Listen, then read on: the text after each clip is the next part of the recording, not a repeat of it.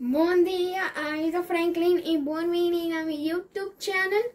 Hoje eu vou mostrar você que eu ganhei aqui 5 teco 8 coisas de McDonald's Aruba que você pode fazer Happy Meal. Número 5 tá Times Go, que tá full grupo, que tá essa aqui. Para trás tem o Ega.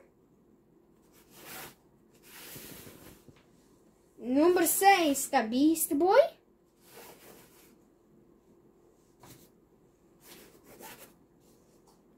Número 7 tá Robin com Starfire, que tá junto. Número 8 que tá Cyborg e Beast Boy. Tem o Vega. Agora você vai abrir pack número 5. Isso aqui tá pack número 5 que tá de Times Go full grupo. Então tá vindo é carro clear potload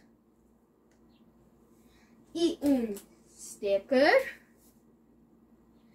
e de lastro grande poster.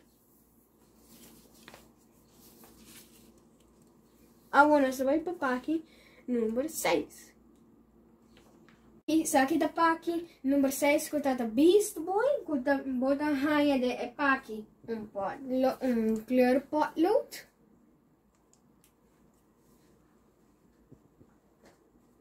E bota raia sticker para você decorar.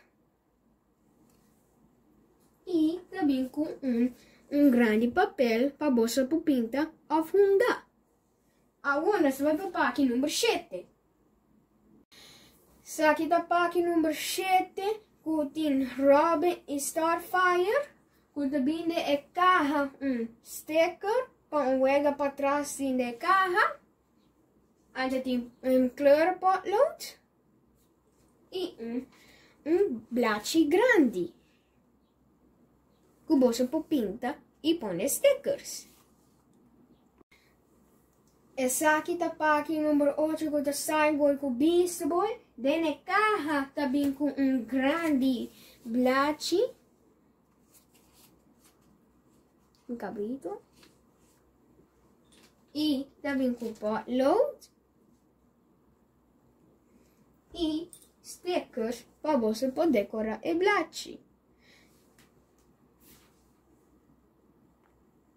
Ok, isso aqui tá full pack como mostrou bolso 5 teco 8. Danke por ver meu vídeo, like e share e subscribe. Danke, passo um doce dia com a sua família. Aio!